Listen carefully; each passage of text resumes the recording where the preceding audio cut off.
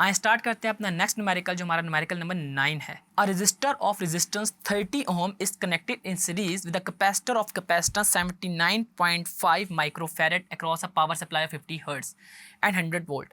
Find impedance, current, phase angle and equation for the instantaneous value of current. आपने इसमें चार चीज़ें find करनी है। एक इम्पीडेंस फाइंड करना है, आपने करंट फाइंड करना है, फेज एंगल फाइंड करना है और एंड पे आपने इक्वेशन ऑफ इंस्टेंटेनियस करंट को भी फाइंड आउट करना है। गिवन डेटा में हमारे पास सबसे पहले है रेजिस्टेंस जो कि है 30 ओहम्स, उसके बाद है कैपेसिटेंस जो है 79.5 माइक्रोफैरड। अगर मैं इम्पीडेंस की बात करूं तो इस केस में हमारे पास Z जो होगा वो under root R square plus X C के स्केयर के इक्विवेलेंट होगा, जबकि एक्स सी को फाइंड आउट करने के लिए मैं 1/ओमेगा c पुट कर रहा हूँ।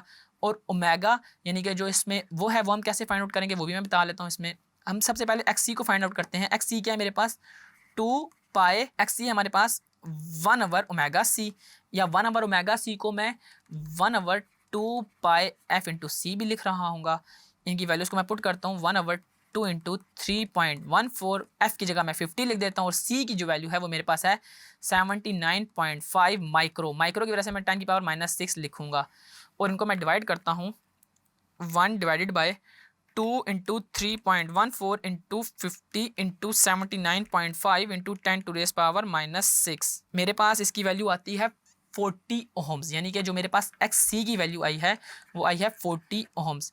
अब एक्स सी मेरे पास आ गई है तो इसमें मैं अपनी जो सबसे पहली चीज़ उन्होंने हमसे पूछी हुई थी ए इम्पीडेंस, वो हम फाइंड आउट कर लेते हैं। इम्पीडेंस का फार्मूला है मेरे पास under root R square plus X C का स्केयर। आर की वैल्यू मेरे पास क्या है वो हम लिख लेते हैं। आर की वैल्यू है मेरे पास 30 का स्केयर और एक्स सी का जो है वो 40 का स्केयर। जब मैं इनको पुट इन करता हूँ फार्मूले में 30 स्केयर प्लस 40 स्केयर और अंडर रूट लेता हूँ होल में, तो मेरे पास आंसर आता है Z is equal to 50 ohms. मेरे पास Z कितना आ गया 50 ओहम्स, जो मेरा ए पार्ट था।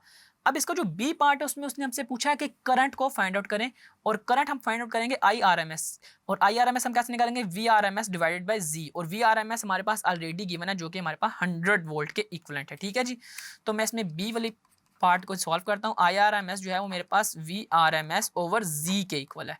ठीक है जी, और VRMS मेरे पास 100 वोल्ट के इक्विवेलेंट था और Z की वैल्यू अभी हमने निकाली थी दैट इज 50 ओहम्स। तो मेरे पास I कितना आ गया 2 एम्पेयर्स के। तो यूँ मेरे पास इसका बी पार्ट भी कंप्लीट हो गया। IRMS मेरे पास आया 2 एम्पेयर्स। अब मैं इसके तीसरे पार्ट की तरफ जाने लगा हूँ, और तीसरे पार्ट में हमने इसमें फेज एंगल को फाइंड आउट करना था, और फेज एंगल हमारे पास इसमें जो है वो इक्वल होता है phi is equal to tan inverse of X C over R. क्या हम इसमें एक्स सी ओवर आर लेते हैं tan इनवर्स में तो मेरे पास फाई आ जाता है। इनकी वैल्यूज़ को पुट इन करते हैं इसके अंदर। tan इनवर्स ऑफ एक्स सी की जो वैल्यू थी मेरे पास कितनी थी 40 ओहम्स, और जो मेरे पास आर की वैल्यू थी वो थी 30 ओम। तो 40 को जब मैं 30 से डिवाइड करके tan इनवर्स लेता हूँ 40 डिवाइड बाई 30, और जो भी आंसर आता है इसका tan इनवर्स लें तो मेरे पास इसका एंगल आता है 53.1 डिग्री, यानी कि जो मेरा फेज़ आया वो आ गया 53.1 डिग्री। इसका सी पार्ट भी हो गया, और एट दी एंड हमने इसमें इंस्टेंटेनियस इक्वेशन ऑफ करंट को फाइंड आउट करना था, यानी कि जो डी पार्ट है उसमें हमने आई की वैल्यू को फाइंड आउट करना था। आई इंस्टेंटेनियस की जो वैल्यू होती है वो किस तरह निकलती है IM, यानी कि मैक्सिमम वैल्यू, और इसके अंदर लिख देते हैं sine of omega T plus phi. ठीक है जी, इनकी वैल्यूज़ को जस्ट इसमें पुट इन करते हैं और हमारे पास आंसर आ जाएगा। IM जो है वो पीक वैल्यू को, यानी कि हम पीक वैल्यू है उसको हम कैसे फाइंड आउट करते हैं कि हम RMS को अंडर रूट 2 के साथ मल्टीप्लाई कर देते हैं। मैं यहाँ पे ले सकता हूँ under root 2 into IRMS sine of omega की वैल्यू वही है 2 पाई एफ टी, और प्लस हमारे पास एंगल जो है वो हमने निकाला है that is 53.1 degree.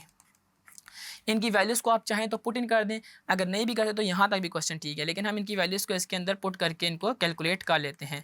Under root 2 IRMS की वैल्यू है मेरे पास 2 साइन 2, और पाई की वैल्यू हमारे पास है 3.14, इनको हम मल्टीप्लाई कर रहे होंगे। ठीक है 3.14, और एफ़ की वैल्यू मेरे पास कितनी थी, एफ़ की वैल्यू थी मेरे पास 50 हर्ट्ज़। ठीक है, और टाइम हम इन टर्म्स ऑफ टी ही लिख रहे होंगे, और साथ हम इसके साथ एक इसका फेज़ ऐड करेंगे दैट इज़ 53.1 डिग्री।